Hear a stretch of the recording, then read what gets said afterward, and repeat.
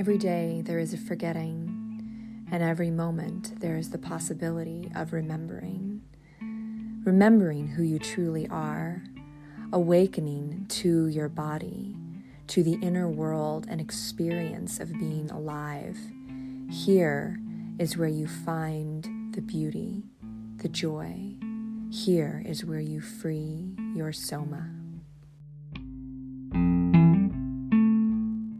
Hello, and welcome to Free Your Soma, Stories of Somatic Awakening and How to Live from the Inside Out. I'm here with my wonderful friend, colleague, and recent graduate of Radiance, Beth Warner. We have known each other for quite some time, and we've watched each other really evolve in our body practices, not only as individuals, but also professionally. And I'm so excited to have her here today to share about her expertise and the things that she's up to as a physical therapist, or as they say in Australia and other countries, physiotherapist. So welcome, Beth. Please, introduce yourself a little bit to our audience. Thanks, Amy. Thanks for having me.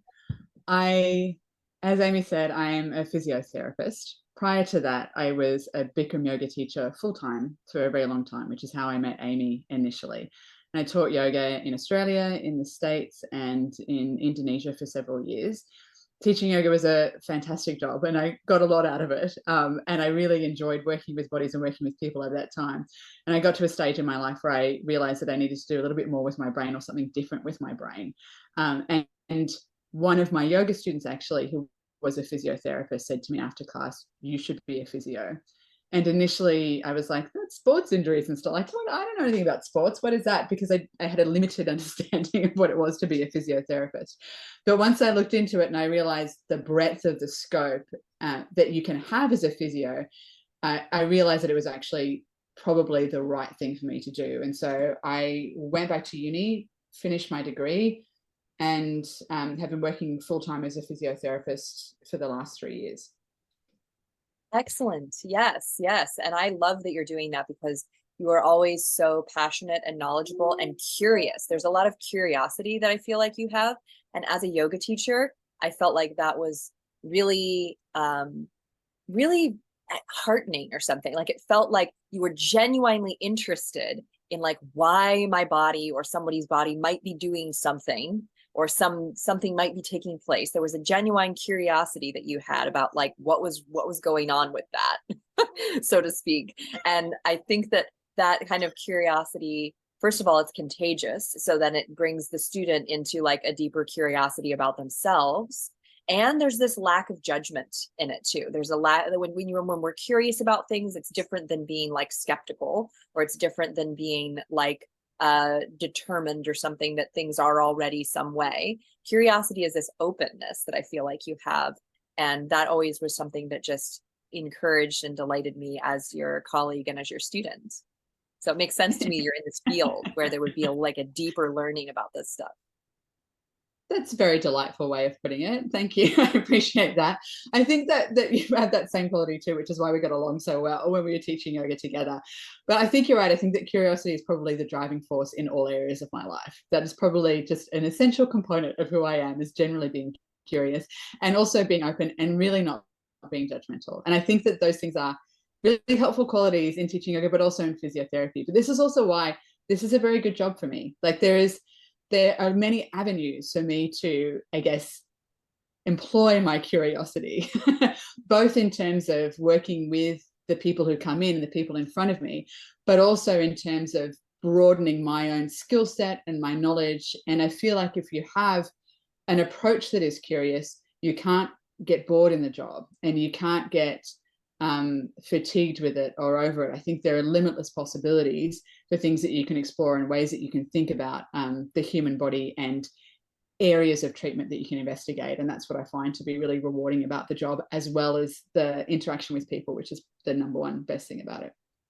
Right, absolutely. And that's that curiosity that's led you into, you're a physiotherapist, professional yoga teacher. Now you have taken an integrative breathing training, and you're an integrative breathing training practitioner.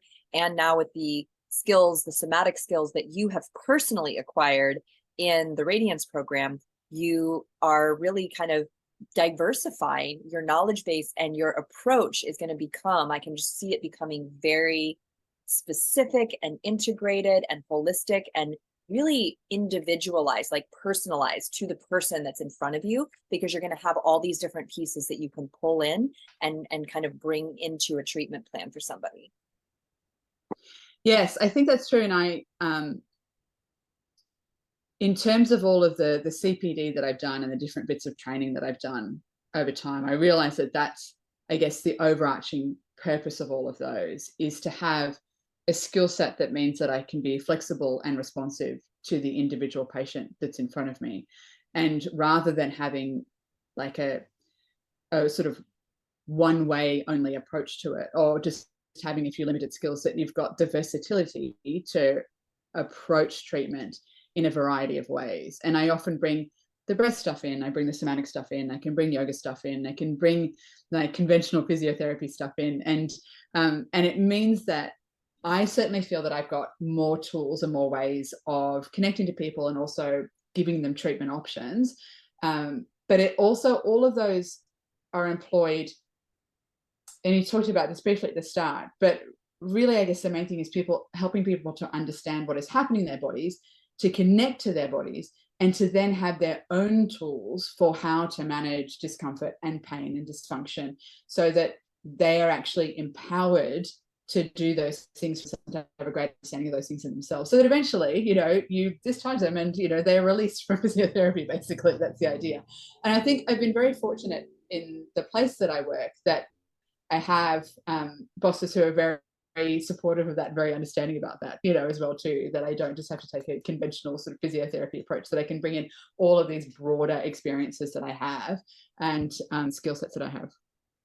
Yeah, that is important, the time and the place. And I mean, we both experienced that, I'm sure, just in our professional yoga teaching careers. Sometimes there were studios that wanted things done a certain way and would get particularly fussy about things being a certain way in the way that you were teaching, and wouldn't budge about certain things. And then there were other studios that would be like way more flexible about how something was done in a yoga class, because they were open to considering, things like hypermobility, or ways to handle injuries that were not necessarily in the script that we were given when we did our yoga training, right? People who were kind of more open-minded about, embracing different approaches to the same practice, because for those of you who don't know, for the listeners who aren't really familiar, Bikram hot yoga is a very disciplined, it can be a very strict style of yoga with the same 26 postures over and over. And granted, I was really into it for a long time because it is a powerful practice, right? And at the same time, I ended up injuring myself without realizing it, because I didn't have proper guidance about some of these particular issues that were going on in my body. And during my time in Indonesia, Beth was a great support to me. I learned a lot from her because she had actually already been down that road of looking at certain issues like hypermobility, right? And looking at how that fits or doesn't fit within a yoga model and what's to be considered. Can you say a little bit about your own discoveries around hypermobility? Yeah, so I think first of all, I didn't realize I was hypermobile until I started doing Bikram yoga. I was just in my body, and I was always very clumsy and more likely to sprain ankles, and had those types of injuries and things like that, and just generally a little bit kind of like wobbly in my joints. But it wasn't until I started doing Bikram yoga that I actually realized that it was not quite normal, and that I did bend a bit more than other people in ways that were not necessarily healthy for me.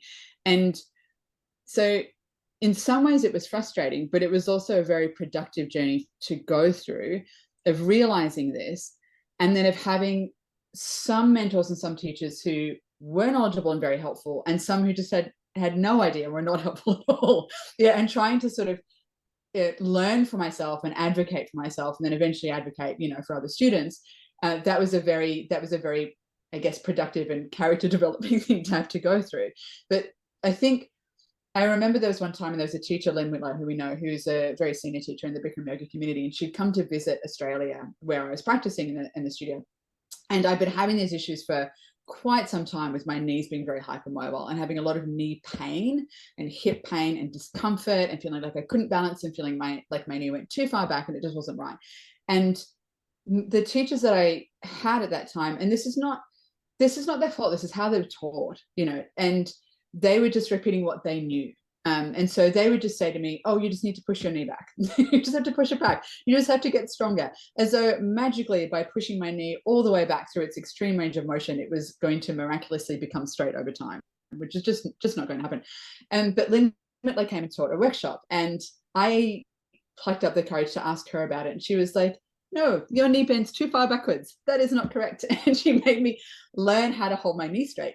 And it was a very weird experience because she said, okay, now your leg is straight. And I was like, no, that feels bent. And she said, your brain does not know where your knee is. And I was like, that is true. It doesn't know. It was a real revelation to me to be like, oh, that's right. And that part of what I had to do was train my brain to understand better where my body was in space, to make my brain and my body connect better so that they actually could understand each other and communicate better. And that was a real turning point for me in understanding what was happening in my body. And then as a teacher, being able to understand, this is before I was a teacher that this happened, but then later on as a teacher, being able to understand what was happening for other people. Yeah, that was the beginning of me going, oh, something's happening. Wonderful. Yeah. And I mean, it continued to, I feel like there's so much more awareness about it now within, I mean, I'm not really tapped into the Bikram community as much anymore, but there's so much more awareness of it now.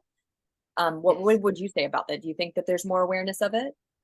I definitely think so. I see a lot more about it in just in sort of yoga publications and things like that. I see it more in blogs, and I think what's happened too is that when I was practicing, it was maybe at the peak of sort of Bikram yoga being really popular. But I think what happened is you had this massive uptake of yoga and a massive uptake in this particular style of yoga. And so suddenly you're just having a lot more people who are hypermobile coming in, and initially people not knowing what to do or to how to deal with that. But that over time, the industry has got better at recognizing that this is actually a thing, and at talking about it and having debates about it, and working out how to deal with it. And in fact, a couple of days ago, I did some talks at a yoga teacher training, and the teacher trainees themselves were much more aware about it and much more receptive to talking about hypermobility and how to manage it than I've encountered previously. So I do feel like there is a shift just generally of people having a better idea about what this is, which is very heartening to see. Right. Well, and part of it also, I'm assuming, is that there might be, and I know this was the case for me before I started having pain as a result of my banana leg, my leg bent backwards, was that it, you know, if I wasn't experiencing pain from it, then it's not a problem, yes. Right? That it's not a problem that I'm pulled out of natural alignment, that I'm, you know, kind of twisted and bent backward. But the truth is, and what I discovered myself, is it's not a problem yet, but it is a way that we can end up overextending, injuring, even tearing muscles, damaging ligaments, all these things. And so there's a lot to be learned, you know, even as someone who, you know, maybe has been practicing for a while. Like for me, I was practicing quite a while before I learned that I was hypermobile and that there was an actual issue. And I learned about it through pain, right? Yes. And I learned about it in like a kind of a difficult way, like having to, you know, face my ego that was used to being able to go a certain distance in a pose, yes, and have to pull back and have to relearn how to do that pose differently, right? Yes. And I think that sort of the fetishization of flexibility is a big part of that. And it's obviously that's not in every single yoga practice, and it's not in, you know, every single Bikram yoga studio, but there can be people get a lot of positive validation for going very deep into postures. That's seen as being advanced, or it's seen as being good at asana, at physical yoga postures, is to be able to go deep into it. And I think that idea, first of all, prevented people from seeing the hypermobility and recognizing that it was a problem. It was just seen as people being really flexible or being really good or being able to get really deep into these postures. But I also think then that there is this challenge for practitioners of yoga, as you said, to back off from their depths and to lose that sense of validation, or to lose that sense of affirmation that they get from being flexible and from being good at yoga in that way and getting deep into postures. And that is very challenging to do. And it can be very challenging as a teacher to guide somebody through that journey of backing off and learning how to actually stabilize through your joints rather than going to end range and rather than going to flexibility. And I think you're right. Like, I was probably fortunate in that I had pain very quickly in my yoga practice, that I had a lot of knee pain, and I was like, this seems bad. You know, even though I had people saying to me, oh no, it's okay, like pain kills the pain, or, you know, this kind of sort of really rubbish statement actually. But I in myself was like, no, I don't think that's right. I don't want to do that to my body. And I think I was fortunate I had that fairly early on. And, you know, now that I'm thinking about it, you know, I think I did have pain, but I was really good at ignoring my pain. And I was really good at overriding my pain. And the pain wasn't consistent enough, right, that I was paying attention to it. And it was only once it became like very consistent that I could no longer ignore it. It only became until I was like literally limping around and other people were commenting on the way that I moved, that it became this thing that I had to look at. And, you know, that of course is related to my own personal journey, the lack of proprioception that I had in my body in general, you know, where these signals weren't fully being received. Like in the moment, there was like a lag time between like doing a thing and then like the result of that thing actually catching up in my brain and going, oh, I think I hurt myself or something like that, right? Yeah. Because I didn't have that body awareness that I mean, I thought I had it. We don't know what we don't know, you know. I thought I had it, but then it was layers upon layers of realization to get me to the point where I was like, oh, I actually really don't know where my body is unless I'm wearing tight pants and staring in a mirror at myself. I actually have no idea. Yes. And I think like that's such an important point, because that is extremely common in hypermobility. People who, you know, and that's more than just having a couple of joints that are a bit bendy, but people who are hypermobile generally have poor proprioception. They don't have good joint position sense. They don't have good awareness of where their body is in space. They often don't have good interoception. They sometimes don't have very good like recognition that they're actually hungry or tired or thirsty. All of those things can be a little bit impaired. And so that can be an issue, because they are not necessarily going to pick up on this stuff until there has been not so much damage, but quite a bit of, I guess, threat to the body, into the body systems, until the body is actually really yelling, listen to me, please. There is a big problem. Please stop doing that. The signals don't get through so well. And it theoretically, and if taught well, Bikram yoga can actually be a very good tool for teaching proprioception, because you do have visual feedback. You have a mirror, because you do also have verbal instruction, because you are doing static postures, because you have repetition of postures. So if it's taught effectively, it can actually be a good tool for people who are hypermobile to learn how to tell where their body is in space. It's just not often taught in a way that facilitates that for people, but that doesn't mean it's not possible. Right. And I agree with you. And, you know, that was my first, you know, body practice, and I loved it. I mean, it was absolutely, you know, probably addicted to it in terms of the feeling that it gave me in so many different ways, right? And the, you know, even just the, you know, the looking at myself in a mirror for 90 minutes, you know, and doing something, getting through something hard, you know, and the sweating and just the way that it puts you in an altered state of reality. It was a trip. I mean, for sure, like the years that I spent doing that practice were a huge part of my development as a person. And they're not separate from who I am now, even though I've chosen to go, well, not even chosen. I'll feel like it sometimes with my dad, it was like kicking and screaming, being dragged in another direction where I didn't even know where I was going. And I somehow ended up here. And it's, you know, it's been quite an amazing journey. You know, but I love that you are still connected to the yoga sphere and you're bringing in, you know, those pieces from yoga into your physical therapy, but you're also bringing wisdom and knowledge back into the yoga world through these small ways, so that people can learn more about this and so that people can, you know, protect themselves from hurting themselves. Yeah, I enjoy being able to do that. And it's satisfying for me, especially having been through this sometimes frustrating journey of trying to talk about this stuff with people, to now being in a position where I feel like I can offer something that's helpful and that is really received very well by the trainees that, you know, I go and give these lectures to.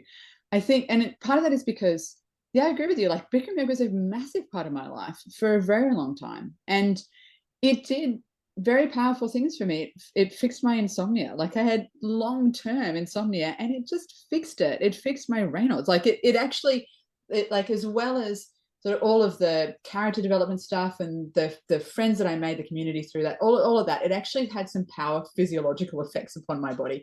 And I will always be grateful for that. And because of that, I still see that it can have a really important role as a therapeutic tool for people. I do believe that is still part of Bikram yoga. And so because of that, I like to be able to be involved in a way that I feel that I can, I guess, redress some of the things that I think are not great about it, or just provide a little bit of a different perspective for people so that they can use this therapeutic tool more effectively for more people and for different bodies.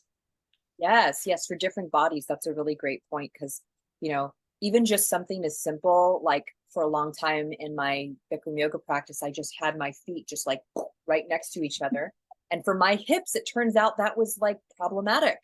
And when I just separated my feet a little bit wider for my particular body, I could balance better. I had more like awareness of my feet. I had better balance in my, ab and abductors, just something small like that.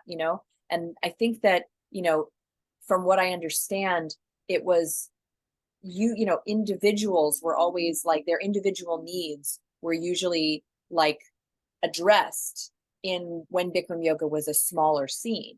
But as it expanded and grew massively, there kind of was like, he, the man, the controversial man himself almost called it like likened it to McDonald's himself. Yeah. He did that. And that's what I feel like the quality can get, diminished because we're no longer like really addressing individuals, but we are kind of just giving everybody a formula and expecting them to fit into that. Yes. And I think, my Bikram yoga training had 400 people in it. That is absolutely massive. On the one hand, it's pretty amazing to do pranayama breathing and to be breathing in unison with 400 people. Like that is a pretty incredible experience. But you cannot, with just that size and that volume, get into things like individual variation. And I think particularly that, the development of the dialogue, of the script that's used, it was meant to bring some consistency to teachings. I understand the reasoning behind it, but I think it had a lot of unintended consequences, which is that you did lose that individualization of teaching. And also because just the trainings were just so big, in terms of the quality of the anatomy and education, it was really not that great, so you're just missing a lot of that sort of stuff. And I think this is not the whole of Bikram yoga. They're obviously very experienced and very qualified teachers who have been teaching in a way that is individualized, that is therapeutic for people. Like there always have been throughout the history of Bikram yoga, but just that as a whole, a lot of that was really missing. And that's what's really great about doing what I do, because I just was there a couple of days ago, and one of the first things we talked about actually was the feet together thing, and about people who have valgus knees, who have knock knees, or people who have internally rotated hips, or people who just have sort of different sort of structural things that are going on in their bodies, and how to approach that and how to teach effectively for those people. That's one of the first things that we talk about, is that instruction. And it's really nice to have the opportunity to do that, so that these teachers at the very beginning of their journey are going to go out knowing that there are such things as individual variations, like that bodies are different, and that they can still teach the practice effectively without applying a one size fits all approach, or without thinking that what you're trying to do is to force every single body into this one template, that there's a blueprint somehow that everybody is meant to be returning back to, and that to just challenge that idea a little bit. That's been really valuable for me to be able to do. Right. And as I branched out later on into other yogas and got trained in various other forms of yoga, it was interesting for me to realize that, even if they had a different flavor, there were those similar tendencies for yoga communities or yoga practices to become kind of dogmatic about a particular thing, whether it was like alignment, right? Or whether it was how the alignment for this posture is supposed to look or something, right? And then they might not be dogmatic about something else entirely. You know what I mean? There was like these different flavors of like these rules. And I feel like when we do that, we lose the ability to accept what's actually happening in this person's body and work with what's actually happening, because we're trying to we're trying to fit this into a model that might not even be relevant to this person. That's right. It's a trap. And like, and it happens in all groups of people, doesn't it? Like I see it happen in physiotherapy too, you know, like it sort of happens, and people will, you know, come upon something or have a particular approach that can be really successful and can be a really helpful tool, but then people sort of attach themselves so strongly to that. It becomes the one way, and the originator of that way becomes the guru. Like guru culture happens in physio as well. Guru culture happens everywhere. And like, that's one of the traps of that, is that things can be like, there is a tendency towards dogma, and there is a tendency towards then a kind of tribalistic approach to it, of like, this is how we do things, and this is how we are, and this is the right way, and you know, and this sort of thing. And that is, I mean, as you say, I think you described that perfectly, because it prevents you seeing what's in front of you. It stops you from actually seeing what is there. Because it's a model that once you adhere so strongly to it, you are just going to keep applying over and over again, and it actually prevents you from engaging with what's happening. And I think that's where actually curiosity is the antidote to that. Like if you are perpetually curious, then you are not going to fall into that trap of just ascribing to a dogmatic way of viewing things, or thinking that there is one way of approaching things. There are always multiple ways of approaching different things. And I think being able to be open-minded and responsive and curious and flexible allows you to better appreciate what is actually happening in front of you and better respond to it as well too. But I also think I'm thankful to Bikram Yoga for, I had to go through that to come out the other side. Do you know what I mean? Like, and to see that, but also to, you know, that there are Bikram Yoga teachers who are not at all like that, but to sort of see this powerful coercive force, like the power of that sort of, that dogmatic impulse, or, you know, the power of that guru culture, whatever, to see how that happens and to go, you know what? No, thank you. Right? That is actually, that's not for me. There's a lot that I love about it, and there's a lot that I have taken from it, and it's instrumental in my development as a Christian and as a person. But actually, no, thank you. But then when I see it in physio, I'm like, I like that approach. Am I going to adopt that as my entire personality and clinical professional approach? No, thank you. Like, you know, you can see the barriers of that tendency towards dogmatic behavior and tendency towards guru culture everywhere. Once your eyes have been open to it, they will never be closed again. Right. Well, and I love that, you know, some people, when, you know, I guess when they realize that that's what's happening, or they see that, there can be this like throwing the baby out with the bathwater stuff that goes on, like a rejection of it, or like a, you know, complete dismissal, like, well, now it doesn't mean anything. None of this matters now. But I love, and what I really appreciate about you is your pragmatism, because I feel like I have that too. I'm able to be like, oh, I really like this part of this. Wow, this is wonderful. That part, nah, not for me. And it's okay to do that. Like, I feel like sometimes, you know, people don't want us to pick and choose for various reasons, but that's actually a really intelligent and wonderful thing to do, to have some discrimination, but to be also able to appreciate something, right, that is providing value, while also seeing that it's not totally perfect, right? And that's, I mean, that's something that you can carry over into just thinking about your relationships to other humans in general. Like, nobody's going to be perfect. You know, Absolutely. everybody's going to have flaws. Everybody's going to, you know, piss you off sometimes if you get close enough to them. You know what I mean? Like, it just happens, you know, but can we like see the good things and accept that? And then when the things that are not so pleasant show up, can we also accept that too, without like, you know, having to fully embrace it or something?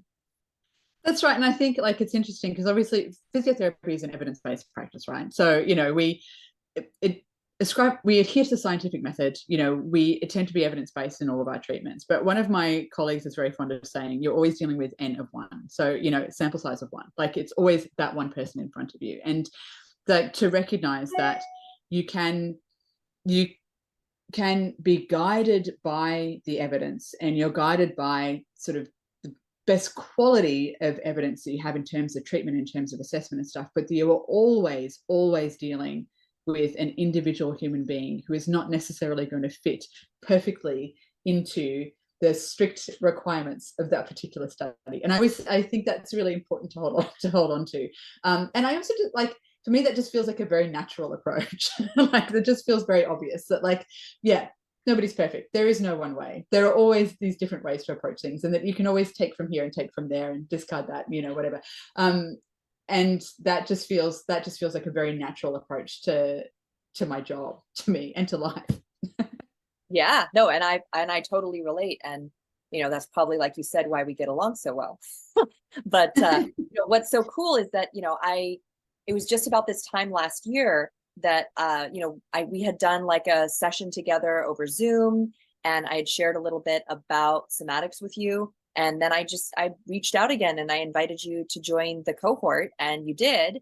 And I got to have this wonderful experience of, someone who had given me support and helped me in Indonesia when I was having all this difficulty with, my ego and my practice and blah, blah, blah, right? My knees, that I was able to feel kind of like a contribution to you getting to share this really awesome tool of HANA somatics and expose you to kind of this new way of viewing hypertonic muscles, maybe even a new way of kind of looking at the challenges with hypermobility and the reasons why our knees might bend backwards all the time and stuff like that. Would you share a little bit about how working in the program and what somatics has contributed to you on a personal level? Yes, I mean, firstly, it was such a great thing for me to see that progression in you and where you had ended up, because when we were in Indonesia, we're sort of at this point too where we were both trying to grapple with these things in different ways, and I guess we're at the beginning of trying to get somewhere, like that we're at the beginning of this, but that it was, I was with you at a time where you're having a lot of pain, a lot of frustration, a lot of confusion, and a lot of difficulty, and also too of questioning this system of yoga that had been so influential for you, but that actually was starting to feel like maybe you need a different path. Like, and that's a very interesting position to be in. And I think sometimes people can shut down to that, but you sort of fully went into it. Oh, maybe kicking and screaming, maybe dragged by your dad, whatever, but you went into it, and explored and came out the other end. And it was really like, I just felt really proud of you for having gone through all of that and then ended up being in a position where you had become an expert in something that was both very restorative and extremely helpful in your own life, but you're actually able to share that with people. And I was excited for you to do that. And also too, like, I think because I trusted you, because I know that you are curious and that you do approach things in a curious way, but also not in a skeptical way, but sort of just not in an entirely credulous way, that I trusted you to know that if this was something that you were teaching and felt that was worthwhile, that it was probably legitimate, that there was actually something there that was going to be useful. And so and I was also, when we started doing it, I was at a point in time where, I'd broken my hip, I'd had a big injury, I was struggling to come back from that. I still had a lot of issues going on with some hardware and stuff like that. And so and I was finding the Bikram yoga practice to be provocative, and I needed something else. I needed some kind of physical practice that I could do that was not going to be provocative and that was going to be effective for me. And so it was just the right timing to do this thing. And it was apparent immediately to me what this was and how effective it was on my own body. But also it was apparent pretty much from the beginning that I was going to be able to use this in my professional practice, and this is going to be helpful for people. And in particular, that this was like the final piece, or a bridge, in terms of helping people to understand what was happening in their bodies. That's a key thing. And of being able to use this as a tool to empower people to understand what was happening, but then also to be able to do something about it, which has always been a part of what I've tried to do in my work, but that this was the final little thing that I needed in order to be able to do this in a way that was, I guess, gentle and helpful, that was educational, but that was experiential. Like, it needed to have all of those components, right? Because I strongly believe that for the most part, the learning of this, like the understanding of your body, the development of better proprioception and interoception, it has to be experiential. People need to actually do it. It has to come through the body.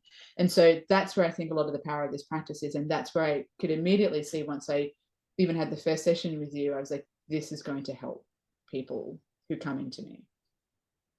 Yes, awesome. I love that. And, that is something that, when I was creating this program, I wanted to create something that would get really deep in a substantial amount of time, and that's why I decided 3 months intensive, 3 months support, 6 months in entirety, because I felt like it would take that amount of time. It would take a serious dose of like 90 days of this practice to really have it sink in to somebody's consciousness, right? Obviously for you, you caught on pretty quickly that like this was something that was doing something substantial in your brain. Like you could literally feel like pathways shifting probably, right? In terms of, oh, my shoulder was here and now it's over here. It's changed position, from this tiny little micro movement, right? Yeah. But for many of us, including myself, it took me quite a lot of time practicing it to really feel what can happen when my body relaxes, because we relax in layers, right? And some of the first layers, are painful. They're like the layers where our pain is present.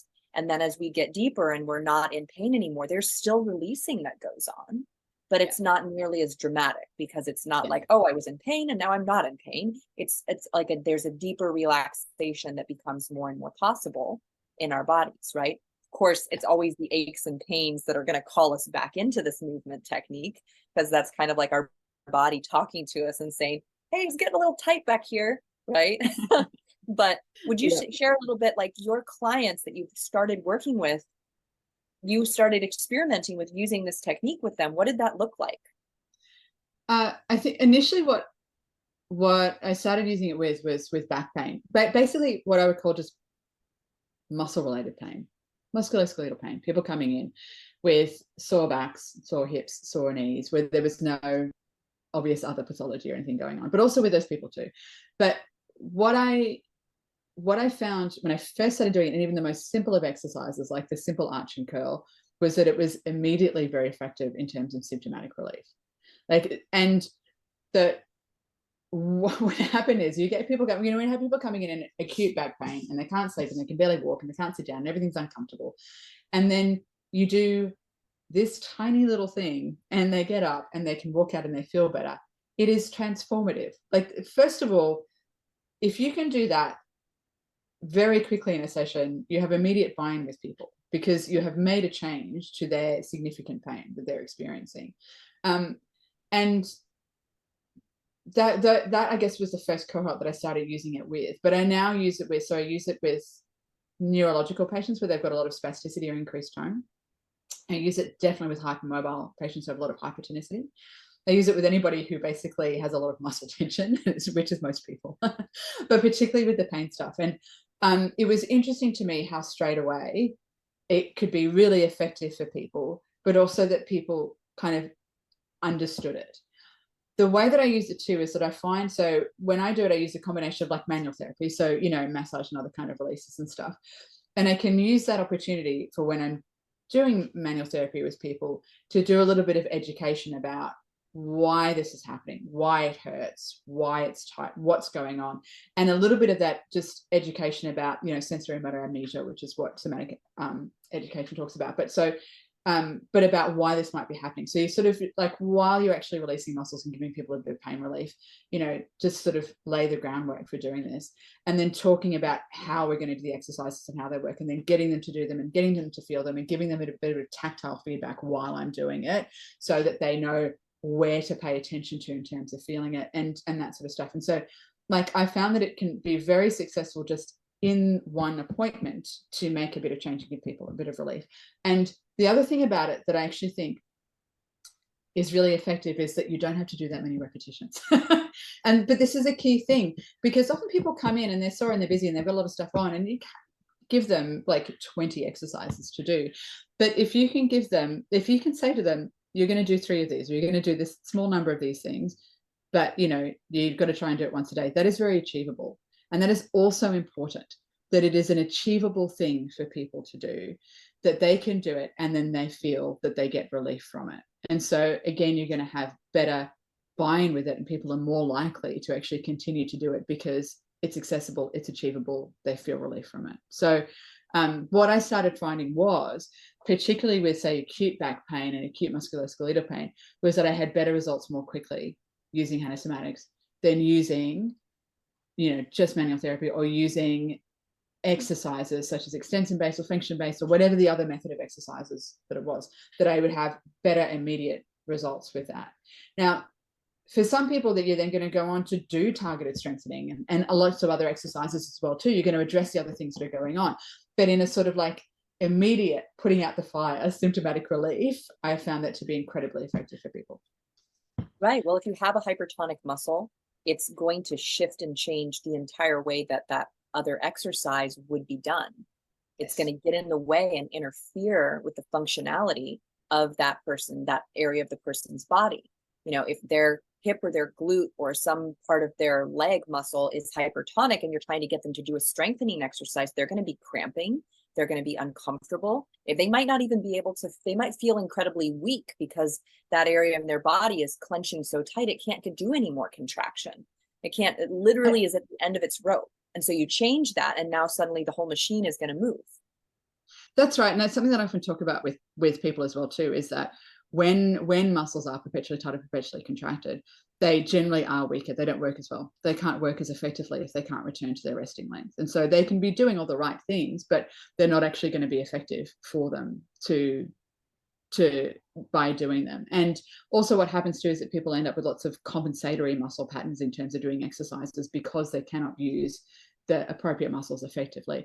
And I think actually people intuitively understand that. And a lot of time people come in and they go, I think it's muscle spasm, I think it's this, I think it's that. And they kind of know what's going on. And if you can go, yeah, I agree with you, I think that's what it is. We need to deal with that first before we can start doing the strengthening and doing the mobility work and doing other stuff that we need to do. And it's interesting because oftentimes I've had people, so backs is one thing, but also I've had a lot of people with knee pain, a lot of people with hip pain coming in, and they think, oh no, I'm going to need a knee replacement because the pain is that bad. I'm going to need a knee replacement. I'm going to need a hip replacement. I can't go up and down stairs anymore. I can't, whenever I try and go up and down stairs, my leg doesn't work properly. And you do an assessment and you rule out things like, is there something wrong with the joint? Is there some, significant pathology going on? And you go, actually, this is actually just incredible muscle tightness. Like that is what's happening. Like the muscles are actually just way too tight and stopping you from being able to do this effectively. And you teach them to do releases for those muscles, and suddenly they can walk it up and down stairs again without pain. And you have not done anything else in terms of strengthening. I'd probably still do it too, but you don't do anything else in terms of strengthening, and they can suddenly walk up and down stairs without pain, and they do not think that they're going to need a hip or a knee replacement. And that is actually profound. It feels miraculous because I've definitely had clients like that who, are coming to me saying, I got my hip replaced 10 years ago and I think it's wearing out again and I have to get another, and we do a session and we do some psoas releases, we do some glute releases, and suddenly they are hiking, up, whatever, their hiking group, they're doing all their activities again, and they're not even thinking about needing a hip replacement anymore. So it can be really profound. And I think it's mind-blowing for a lot of people because they don't think that's how it works in terms of like, if I'm having this pain, it must be because I'm getting old. It must be because, my body's wearing out, rather than just there's some muscle in your body that's clenched really tight.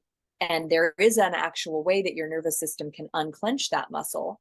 And it's actually very practical and very accessible, but the fact that people don't know about it, it sounds like something kind of out there, but That's right. I mentioned before, it's neurophysiology. It's just that's right. And I remember when I said to you, Amy, I was like, you need to tell me you need to talk neurophysiology with me. I want to understand how this works. You need to explain this to me in the nerdiest, most scientific way possible.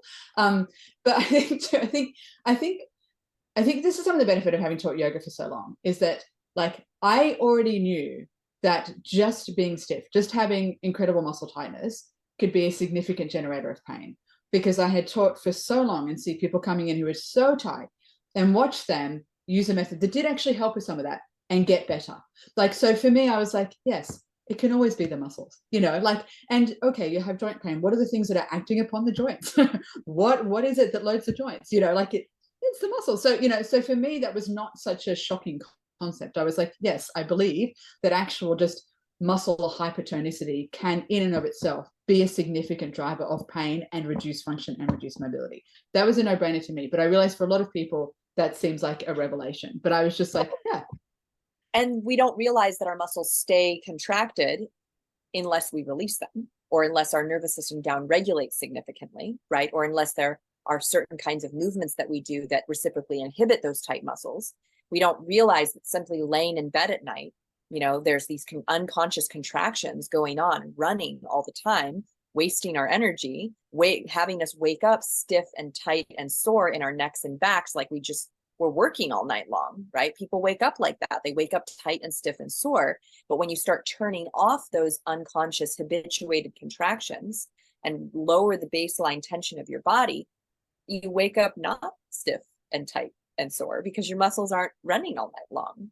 But it's something people don't realize. I mean, I had no knowledge of this. I didn't know that my muscles were doing that, even though I knew that I was waking up in pain and I was waking up with back tension. That was clear, but it was unconscious. I didn't know that my body was doing that.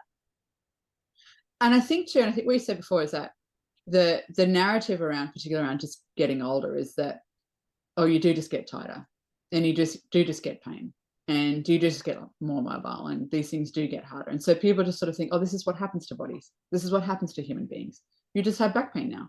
You just get tight now. Well, your knees just hurt now, and so there's a level of sort of acceptance of something that I actually don't think people need to accept.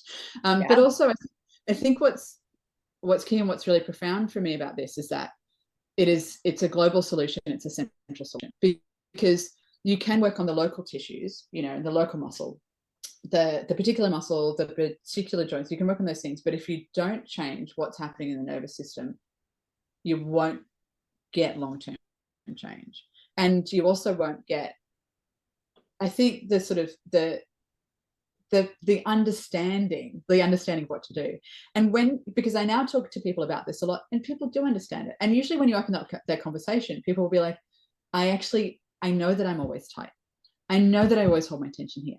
When I was having that conversation with my daughter, I could feel that my shoulders were rising up. Like suddenly they start to go, oh, I can feel that some of this tension or this tightness or this pain is generated not from me doing some heavy exercise or movement, but say it's my emotional response to stuff. It's my stress response. Like it is actually coming from my nervous system. And so when people can understand that, then I think they can understand the concept behind training your nervous system to be able to actually release muscle tension and let it go, and getting how that process works.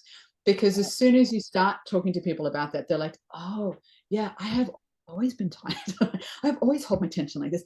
Sometimes I just find that I'm like clenching every muscle in my body. Sometimes I just find I'm really clenching my glutes and I don't know why, like suddenly they go, oh yeah, I'm doing it.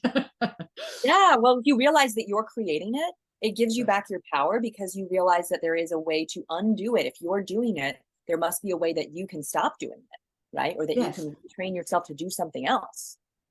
Yes, it's massively empowering for people instead of like just things that have just been inflicted upon them, or it's just a natural part of aging or like being in a human body, but that actually it is something you can learn to voluntarily control. You can change, you can become aware of it, and then you can actually change it. And that is extremely empowering.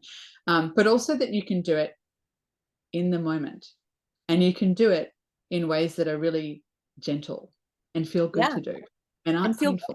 Painful. It can be even pleasurable if you get, if you really get into it in the moment, releasing your neck, letting that tension dissipate and letting that stress pattern integrate back into your body feels good. It feels really good. And that can be a thing that, some people aren't used to in the beginning. They're not used to it feeling good to let go. They're used to it being kind of painful and difficult and scary to let go. Right. Yes. And so there's a whole retraining of that as well that people get to experience in this work, is retraining themselves to actually feel relief from letting go. Yes. And I think often too, particularly with physio exercises, people come in expecting that you're going to inflict pain upon them. Not everybody, but some people, they think they're going to get like a really mean, like SOS release kind of massage or something like that. And like, I still sometimes do use those techniques, that's for sure. Or they think that they're going to have to do like lots of like glute bridges or like really difficult exercises. And then you go, I'm going to give you this very gentle thing that shouldn't hurt. Like, and if it hurts a bit, we're going to adjust it. And they're like, what? Like that can be sometimes a big paradigm shift for people, because they're expecting that it's actually going to be very hard and that it's possibly going to be painful. But I also really like that, because I don't necessarily like inflicting pain upon people, and I am really glad that I can have an option that is not painful for people to do and that actually feels good for them. And I also think it teaches people to be more gentle with their bodies and with themselves overall, and I think that's in itself is a very valuable thing to give to people and to allow people to do. Absolutely. Yeah, it's been hugely transformative for me to learn how to be gentle with myself and how to be tender with myself. And when I'm in pain, instead of being like, "Brr," instead of that, like, how can I go, oh, sweetie, what's the matter? Can I help you? What do you need? You need some water? You're tired? Oh, let's go to bed. Instead of how I used to be with myself, which was a different kind of nervous system response that I was having, right? It was a different kind of conditioning. And so there's a whole repatterning that we get to go through with this work that is, just it goes beyond, pain relief on a physical level. And it's interesting because I remember when you were in the program and you're starting to use these methods with your clients, you were giving us some really fascinating anecdotes and telling some stories. And there was a particular one, I don't know if you're comfortable sharing it. It was really interesting about a woman who said that this exercise you gave her a nightmare. That's right. That's right. I'm laughing about it because it was such an interesting conversation, but it was just actually the most simple, gentle exercise ever, just a little arch and curl for your spine. And when she came in and she said to me that the exercise gave her a nightmare. It gave her a nightmare about something that had happened to her, which was many years ago, which was one of the first times that she injured her back, where she was cleaning a gas oven and it exploded and it threw her into a refrigerator, and her back hit a refrigerator handle and she actually injured her back. And she was, she came in and she was like, oh, I don't like this. Like this exercise, it gave me this nightmare. And I was just like, isn't that amazing that by doing this small movement, you remembered this thing that had happened to your body, and you've now reacquainted yourself with this sort of initial trauma that had happened that you had so forgotten about, that we didn't even talk about it in terms of your back pain. It didn't even come up, even though I'd asked you about injuries and all the rest of that sort of thing. Like, isn't that fascinating?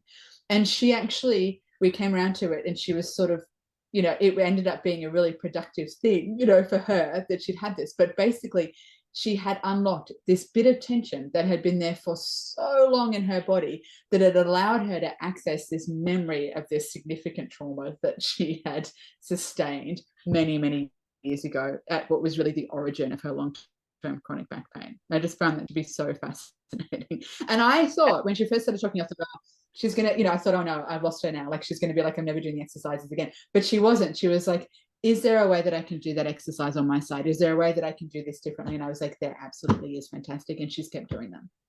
Really interesting. She, like, I thought, oh no, like, oh no, I made you have a nightmare, and now you're going to be like, I'm never doing these again. But actually, not at all, not at all. She saw the value in doing them, and we figured out ways that we could modify them so she could do it. But it was just this really fascinating result. This very simple, tiny exercise. Yeah. Well, you're unlocking something that was locked up from an experience, not just that experience, but there were layers of experience. But that sounds like a pretty extreme, pretty intense one that was part of that, back pain that she was experiencing. And when you let that go, there's going to be, for some people, it might be memories or emotions, or, they might even realize or have a completely new perspective on a time in their lives and what was really going on then, because it's just been sitting in their body, kind of dormant, kind of clenched up, like our nervous system and our brain is very smart. And it's just like, oh, there's too much going on and we can't deal with all of this. We're just going to put it down here. We're just going to store it in that cupboard over there in my right hip, and we'll get to that eventually someday. Right. And then the cupboard just keeps getting more and more full of stuff until, you're weighed down by that right hip. And it's like, heavy with all of the contractions of everything that happened that you kept putting there in that cupboard. Right.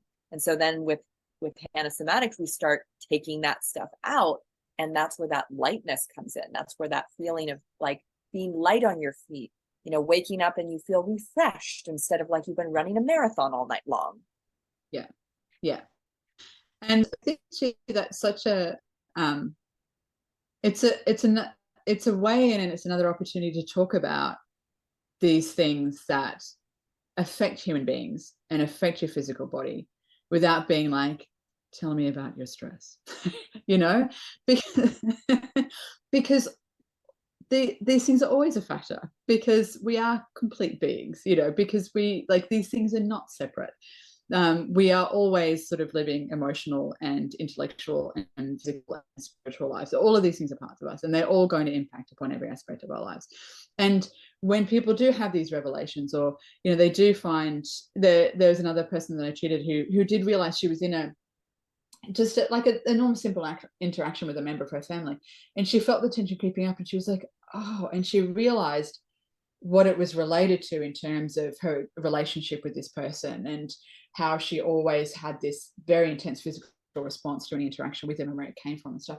And it opens it up, and it doesn't mean that I'm going to go beyond my scope and start going into psychology or whatever, but it opens up to just have these conversations with people about where they realize where this stuff has come from and how that has manifested in their bodies, and then they can just let go of it, you know. And it doesn't need to be this big thing. They realize it. Oh, it's there. Oh, that's okay. I get it. I can let go of that. And like, you know, that can be a part of treatment as well, without having to steer anything in that direction. It just comes up naturally because people are starting to have these revelations about the tension that they hold in their body, and the way that they hold stress in their body, and as you say, the layers of that sort of stress in their body. Yeah, no, I love that. I love that, you know, I get to hold space for whatever someone brings up as a result of this work, but it doesn't require me to be a therapist or have any answers. You know, they're the ones with the answers. They're the ones who are coming with the, I just realized this thing, and I get to receive and be present for that.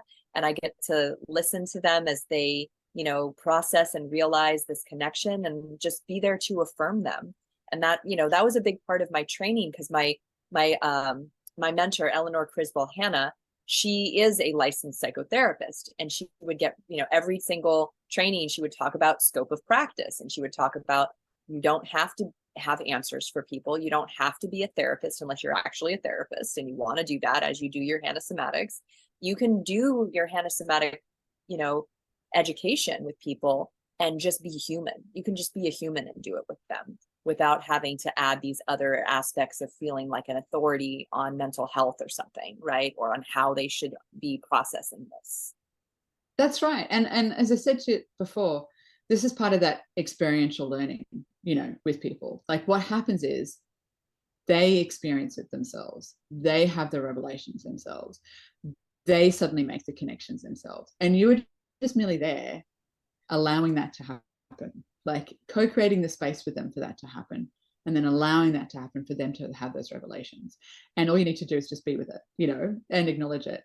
Then that's it. And so, like, I never feel like I'm in danger of going outside of my scope, or I'm out of my depth, because you're just relating to them as a human being, but they are having all of those revelations and those sort of understandings of themselves that are happening, and you're just kind of there for it, which I think is really cool. Yeah, it's really special. I definitely enjoy it. I'm so pleased. I mean, we haven't really caught up for a while, so this podcast is almost like a catching up to see like how far you've come. And I mean, I already know like how brilliant and smart you are, and so I love that you're just utilizing this tool in, you know, I'm sure just a really wonderful way with your clients. And, you know, what I love about anybody who goes through the Radiance program is you're going to know these movements, and you're going to know the principles of somatics so deeply because you practice it so much in the program, you know, and you experience a daily or near daily practice, right? People who go through the program, that you become, in a way, a natural somatic educator. Because when you come across a person in your life who is having a little pain or having some involuntary contraction in their leg or their back, you want to say something. You're like, hey, try this. Hey, this could help you. And you just show them because you know it in your body. And that's what I really think that this work was ultimately intended for, you know, as far as I understood from the training that I went through, is not that this is a commodity or, you know, a trademarked style of something that's like specific. This is actually just educating people about a natural functioning of their nervous system that they just didn't know was there. Yes. And yes, I think that's exactly right. And I think what I also to like about it is that, as well as, you know, knowing and sort of having absorbed the movements into my body, if you have an understanding of the body and of anatomy, there are many options in terms of the movements. If you understand the principles, then you understand how it works and what you're trying to do. I've come up, you know, with individualized movements for people to target areas that I think they need to target. And so, you know, it's inherently very flexible and adaptable. As we were talking about right at the beginning, it's very able to be individualized. It's not a script, like, because it is actually, it's just an understanding of basically how your body works in a fundamental way.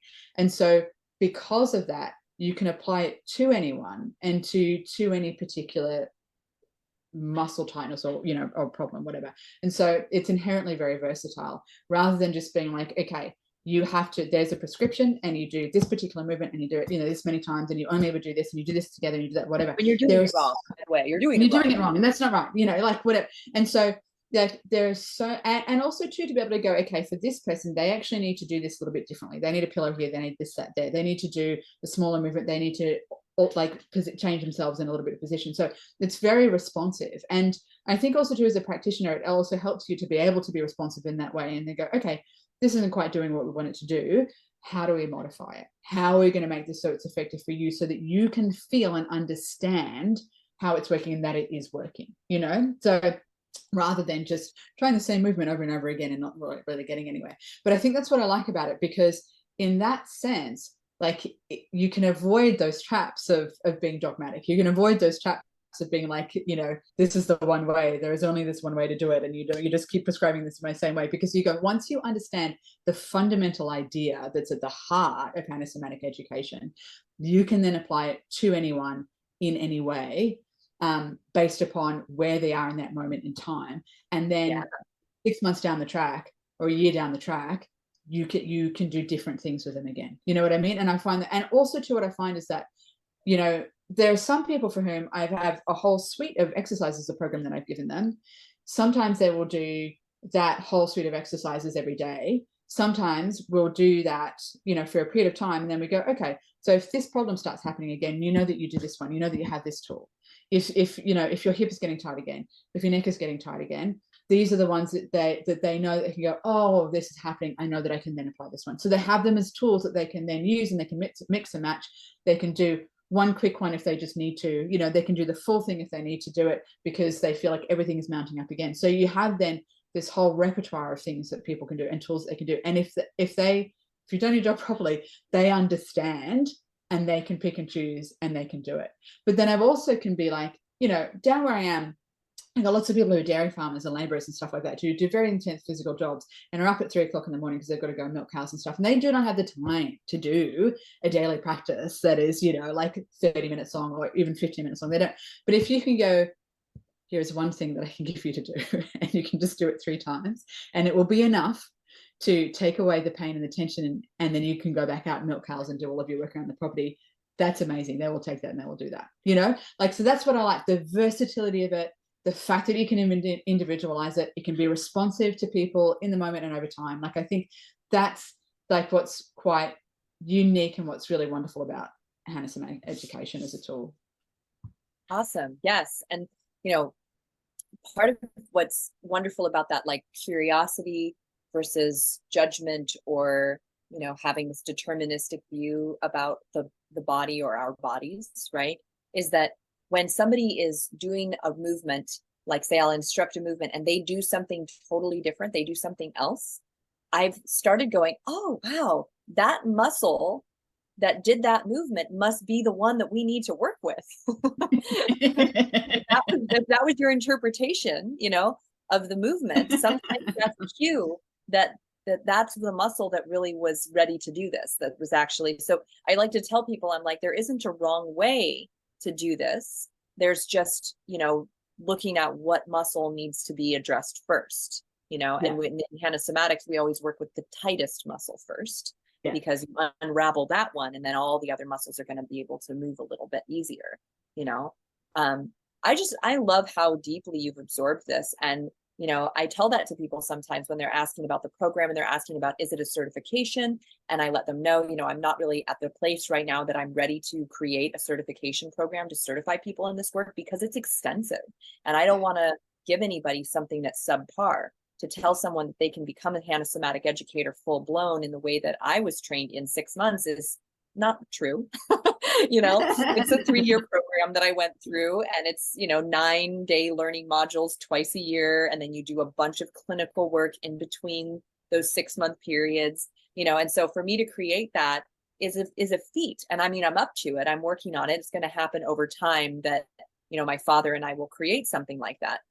But in the meantime, what I'm offering and what you've received very obviously is that if you do this with your own body for an extended period of time, you will know this in such a way as you can share it with others naturally. Yeah. Whether you are a yoga teacher, whether you're a physical therapist, whether you're a mental health counselor or, a psychotherapist, this has a lot of applications. And when you know it deeply in your own body, it's better than having a paper that says you learned it at some point. To be completely frank, I did not have a daily practice, and I did really not even know what was possible for my own body in this work while I was in the training. While I was in the training, I was still struggling with that. I was still struggling with my ego. I was still struggling with wanting to identify myself as the yoga teacher and not some other thing. And I didn't really get it until about a year after I had graduated from my training, that I finally got myself into a daily practice and was like, holy crap, this does something really particularly special that I didn't even really know. And how many times do people do that? They go to a yoga training and they deep dive into the yoga for, a couple of days or a month and a half, but they don't take it on for like half a year daily in their own body. But then they're transmitting it, they're teaching it to other people when they still are in a process of discovery within themselves. And there's nothing wrong with being in that process of discovery, but it's a lot different than having a foundation. Yes, I think that's true. And you can, I think, and again, that comes back to the experiential learning aspect of it, doesn't it? Because when you fully absorb something like that, and when it actually becomes a part of who you are in some fundamental way, you are just going to, I think, transmit that a lot better to people. It's going to become this sort of natural thing that does. This is something I have to say that I also really like about the Somatics, in the sense that, and I would consider doing the certification at some point down the track. I do a lot of professional development, but that'd be down the track. I consider doing it more because of my curiosity than anything else. That if you and your dad did one, I would totally do it. And if you came and did some hands-on stuff, somewhere down in the Southern Hemisphere, I would be very interested to learn about the hands-on techniques. So I think that would all be really useful. But what I really like about it was that there wasn't this sense of ownership about it, and you weren't like, no, you can't go forth and be doing this. There's the generosity, there's a sense of yes, this is for everybody. Everybody should be able to use it. Of course, you can start using it with your patients straight away. Of course, you should be sharing this with people who are doing it.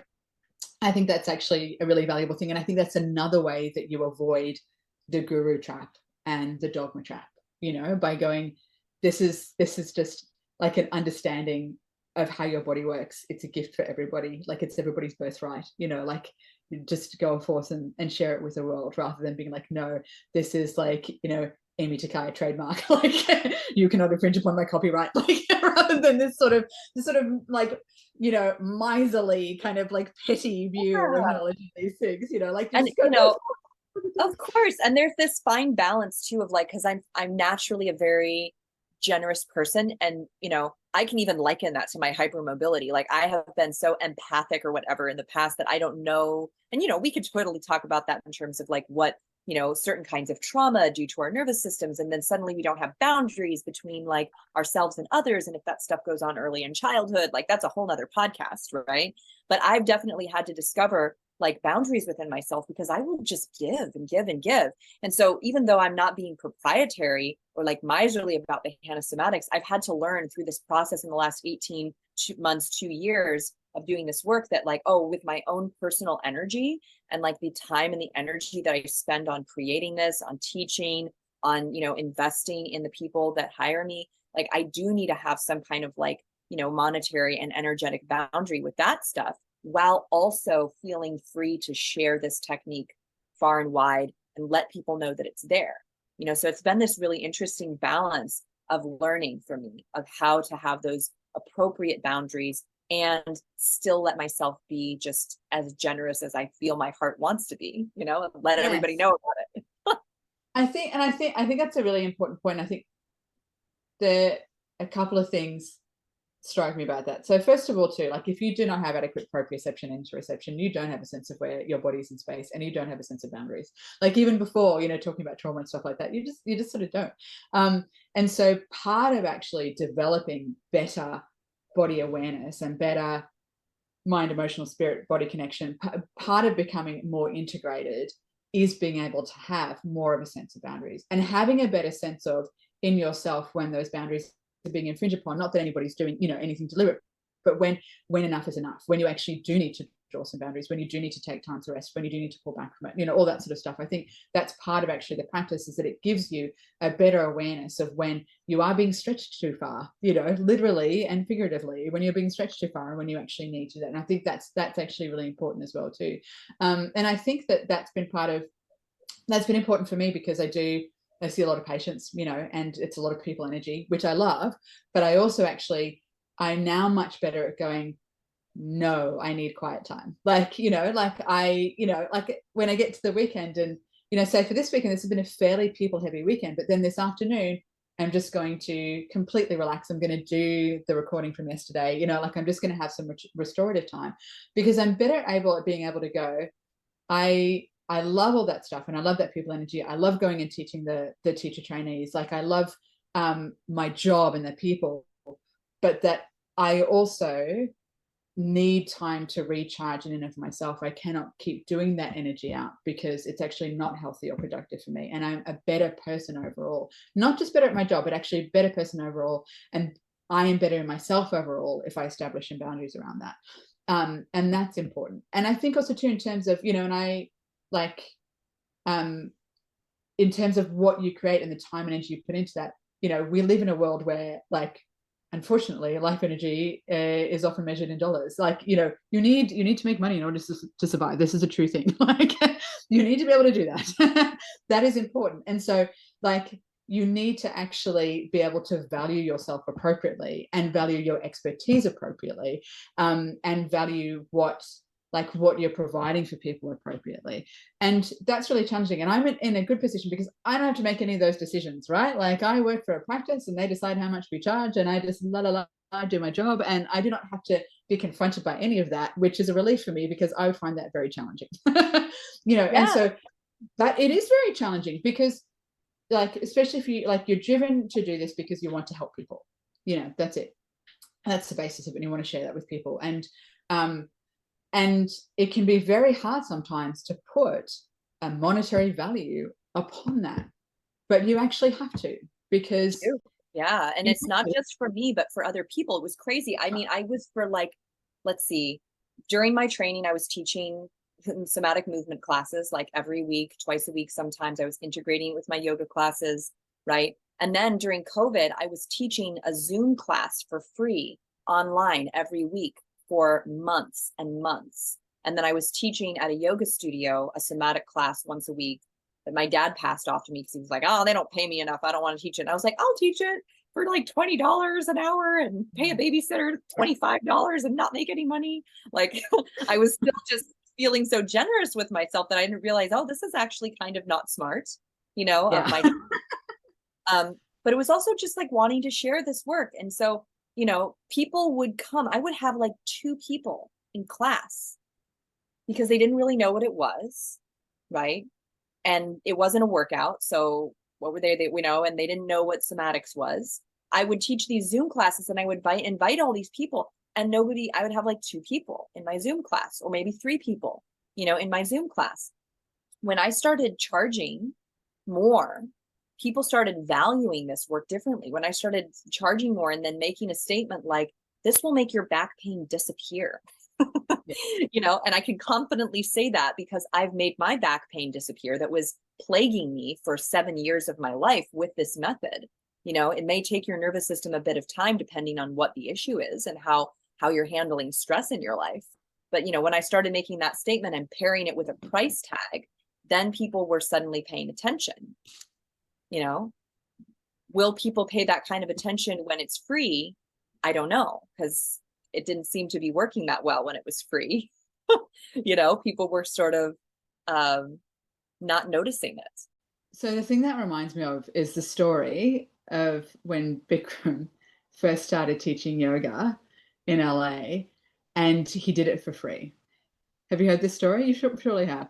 So when Bikram first started teaching yoga, he just did it for free because that's what he knew. You know, that's what his guru did. That's what he did. Like, he just, you know, you share yoga with the world, and you just, you know, teach and teach and teach, and you teach many classes and you give it away for free. And you know, whether this is apocryphal or not, who can say?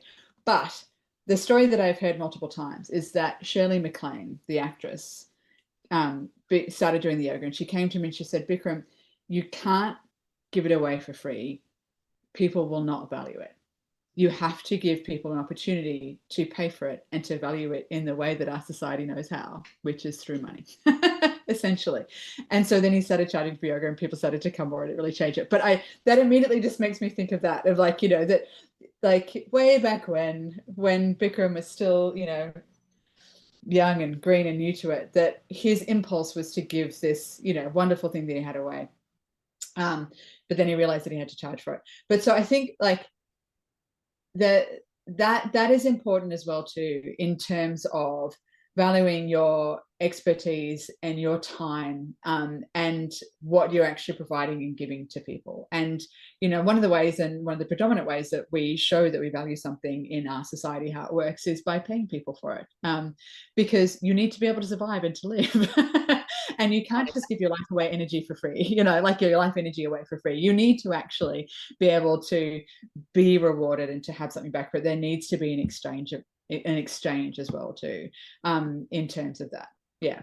And the investment that, you know, I realized, like, you know, because it took me such a great amount of time and pain and struggle to develop a daily practice, which is what ultimately like changed my body on a very deep level. And it's not to say that all the times that I was practicing before and all the sessions that I did during my training and stuff like that, they all had an impact. But the turning point was doing it every day for 15 or 20 minutes. That was what really started to shift things for me in a major way, you know, really deeply, you know, because then at that point, like things are just like, like a cavalcade, like of change just came because I'd been primed this way this whole time, right? But I asked myself that question, like, how do I get someone to do that? How do I get someone to commit to making a new habit in their body, you know? Because we all have good intentions to create a new habit, but if somebody is financially invested in it, perhaps that will be the thing that encourages them to get the most out of it, you know? It's true. And it's also in the same way that, you know, if you buy a gym membership, and well, lots of people leave their gym membership lapse, but if it's coming out every month, but I think it's the combination of the financial commitment, but also the accountability for having a regular sort of meeting with someone who is actually there for and with you, right? You know, like people can get like their gym membership lapse because nobody's going to notice that they didn't swipe their card into the gym. But, you know, like making the financial commitment, but then also the personal commitment as part of that, that they're going to show up and they're going to have their meeting with you, like, and they commit to that consistency of it. Like it's the same in terms of, you know, I see people in their practice and we make a follow-up appointment, and people usually want a follow-up appointment because they want to have to come and say to me, like, I did them or I didn't, you know, like, but then Right. it's another way of like being accountable to themselves until they have built the self-discipline, until they've built the practice into their body, until it's become part of their life, that there is the external accountability as well too. And one way to achieve that is that they've made a financial commitment, and the other way to achieve that is that they've made a commitment. They're going to show up to you and say, hi Amy, you know, and you're going to say, how did it go? And they'll be like, oh, I did it, you know, 3 days this week or whatever, you know, like that's also part of it. I think those two things are actually important. It's the relationship as well as the financial commitment that, you know, that makes it work. Does that make sense? Like, oh yeah, because I've been thinking, and I'm actually in process of creating like a self-paced course, not of the Radiance program particularly, but for the cat stretch series or for the basic fundamental somatic movements that can kind of get somebody going with the principles. and offer it at a lower price point. But I don't want to just like do that and be done with it. I want to do that and then have an add-on of allowing them to join like a live 6-week course twice a year. That's the idea I have right now, at least, that they can buy this thing and they can try going through it and they can start getting the benefits from it. They can start experimenting with it. But then they also have this option for, again, at a reasonable price point, to join a 6-week live version of the course so that they can get feedback, so that they can answer questions, so that they can have group energy, so that they can get guidance. Because there's so many things that they're not necessarily going to get just by going through some videos. Even with, the best way that I could possibly explain something, someone's going to, have a different experience than what maybe is intended, right?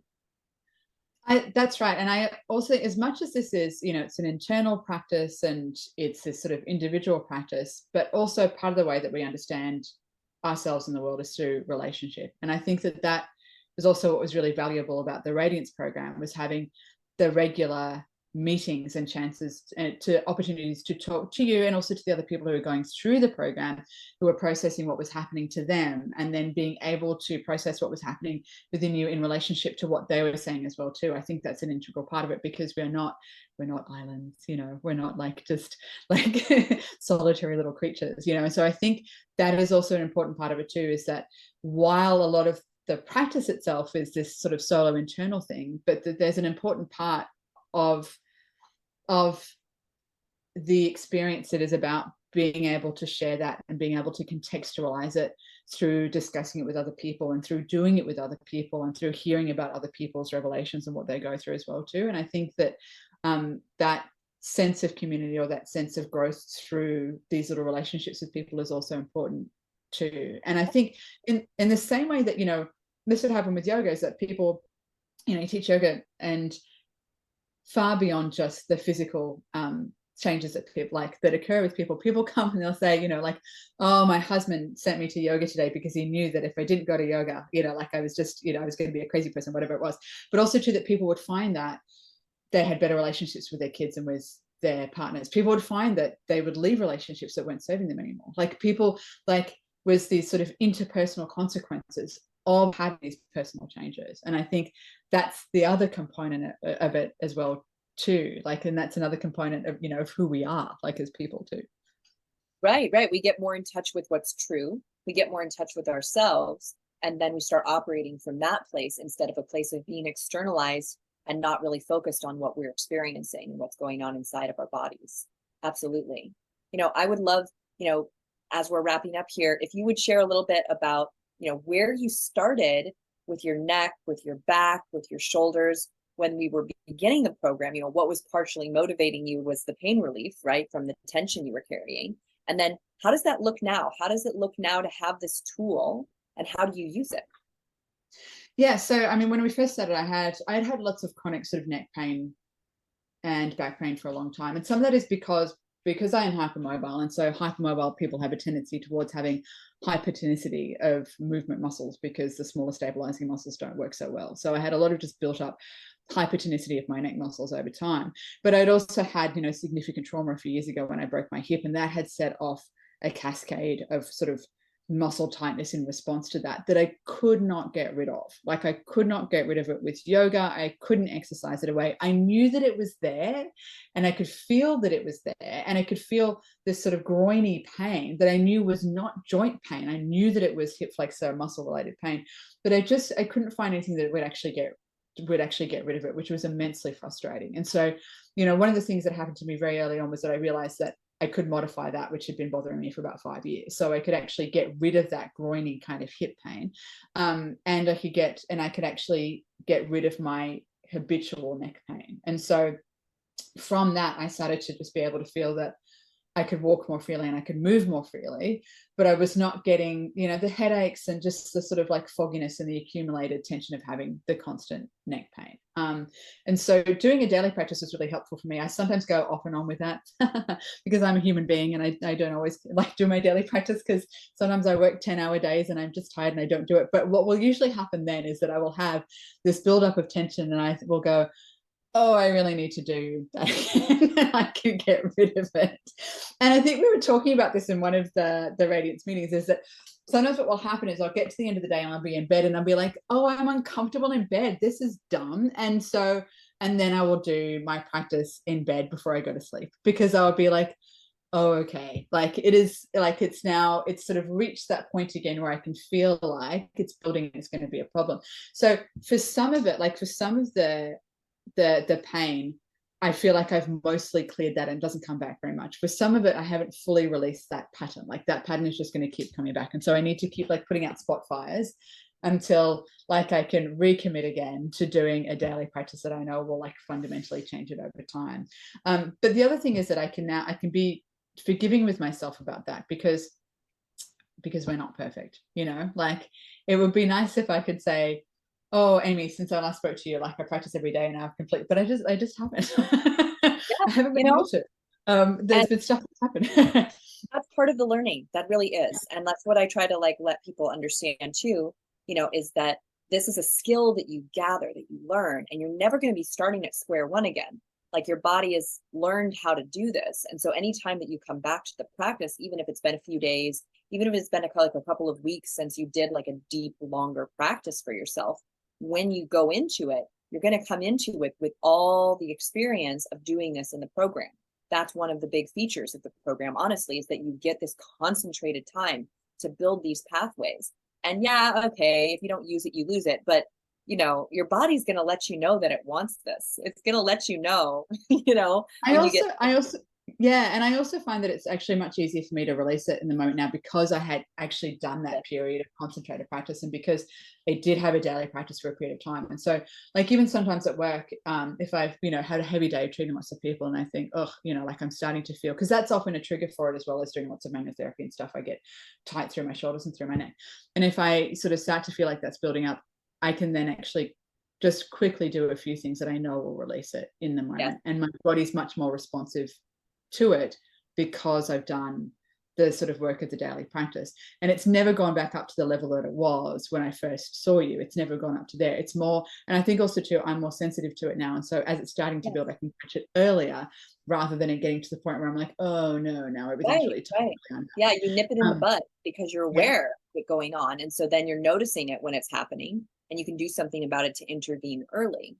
That's right. And usually when that happens and I'm going, oh, I've had a couple of times this week where I've had to do like a quick sort of like reset, then I'll go, I need to do like a full cat series, or I need to do like a deeper practice sort of this week, because things are starting to build up again. And the other thing that I'm doing too, I've just started, there's a 24-hour gym that's just opened up very close to me, which is fantastic. But I actually like to use it as part of like my warm up and cool down at the gym. And that's another way. So if I'm doing like a full kind of lower length strengthening program, then I always do a bit of somatics to start, and I always do a bit of somatics to finish. That's so perfect. Yeah. Then and your body will hold on to the patterns that you created when you're going to get the strengthening without getting hypertonic muscles that are, still doing squats after you're done squatting. That's right. And it means that I don't get the DOMS in the same way. I don't get the delayed onset muscle soreness. So like it's actually really interesting how that works, in terms of like you do the strengthening and you get the strengthening effects, but I actually don't get the sort of like gym related pain later on from doing it. But it's another way that it is just sort of woven into my life in a way that makes sense for me, rather than being like, oh, I've got to do it at 6 a.m. every day. Like it's actually just not feasible for me to do it, because I've got a shifting schedule and it doesn't always work. But if I sort of go, I know that I'm going to be going to the gym 3 times a week, I'm definitely going to be doing this, and then I'm going to be doing my little bits and pieces at work when I realize, oh, I'm getting tense through my shoulders because I'm doing all this manual therapy. So like it's I'm able to weave it into my life in a way that is actually effective for me and allows me to be consistent without necessarily being perfect, but still have the consistency of it. And I think that's important. But I think that's also like what's so great about it being so versatile, is that you can be like, oh, I'm going to do like my 30 seconds, let's sort my neck out, or I'm going to do 20 minutes, or I'm going to redo the recording of a class that we've done at some other time and actually do like a full 90-minute sort of practice because I have the time and I feel like I need it. So, like that, I really like that aspect of it. And compared to say something like, again, love Bikram Yoga, but compared to Bikram Yoga, where I'd have to drive, 20 minutes and be in a 90-minute class and then shower and then get out, like, so where I'd have to do like 3 hours, essentially to do that practice, like I can just be like, okay, 30 seconds here, 10 minutes there, need to do like an hour later. Like there's just so much more versatility to it. And I think that makes it so much more achievable. and so much more effective over the longer term because you've got this versatility of ways that you can do the practice. I love to, I mean, we've done that, in every iteration of the Radiance program. We do not as much of this as we do the lying down stuff, because there's something about just letting your body be totally relaxed on the floor that's so therapeutic. But we do sitting movements, we do standing movements for you to feel into the way that this can be done in any position at any moment in time, so that exactly what happened, it can be integrated into your daily experience in your body, so that your body remembers to let go, instead of what most people are experiencing is their bodies are continuing to clench tighter and tighter as time goes on.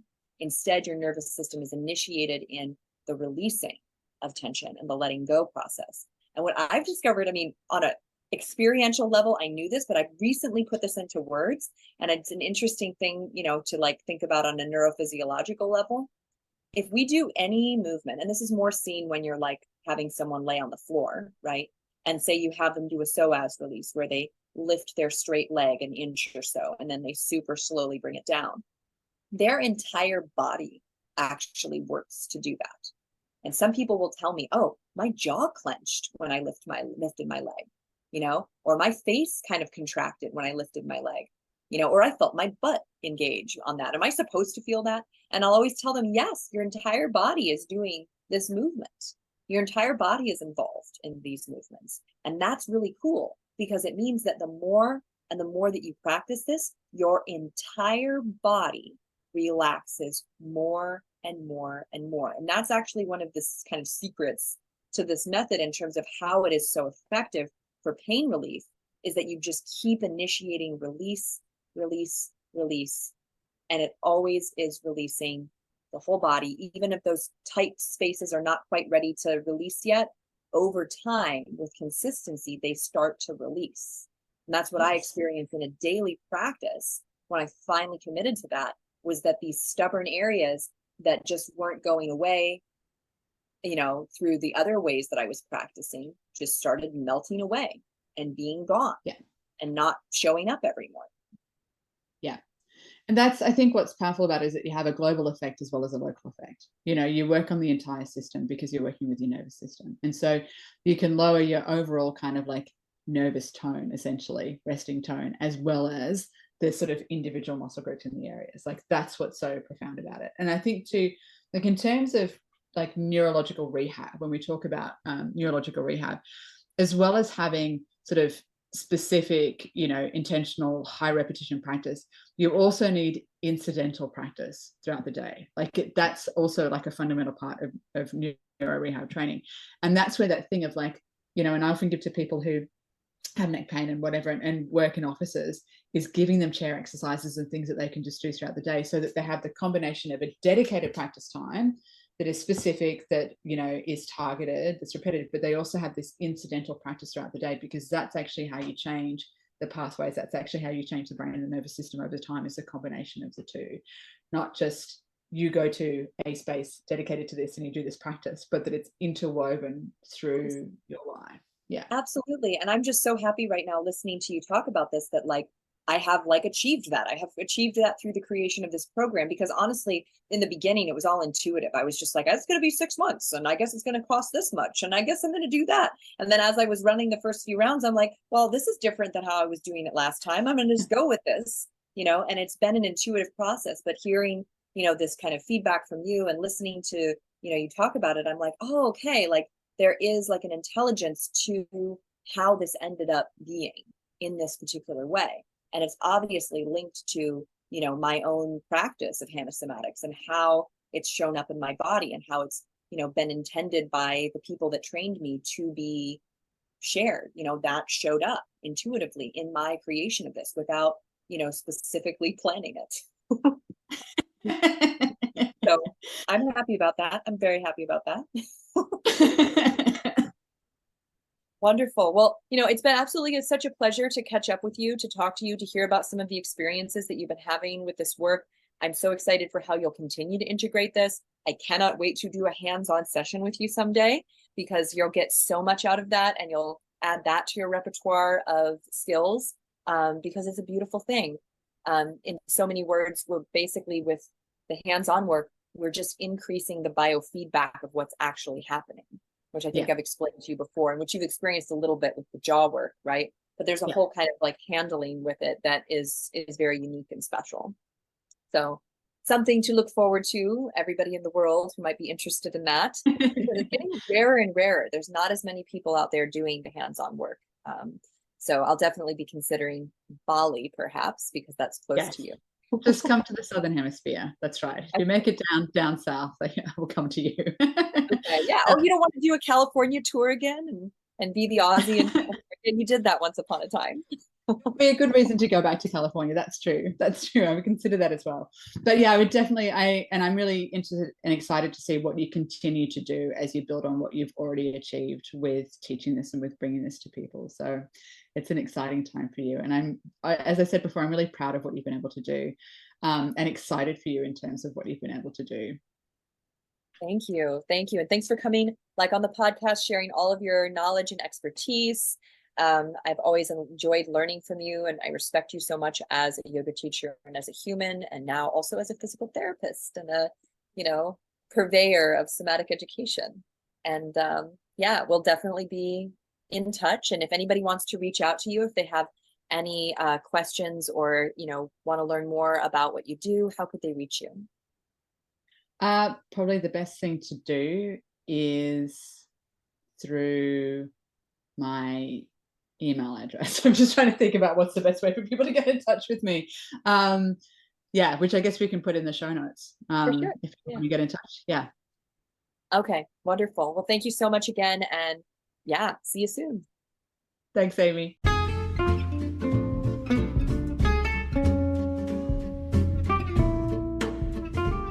Hello, everyone. Thank you for listening to the Free Your Soma podcast. If you enjoyed this interview with Amanda and feel inspired to learn more about the Radiance program, please go to www.freeyoursoma.com. The next round starts November 4th. Podcast listeners will receive $500 off of the 6-month program. I'm so excited to see you blossom and shine as the Soma, the being that you truly are. So much love to you.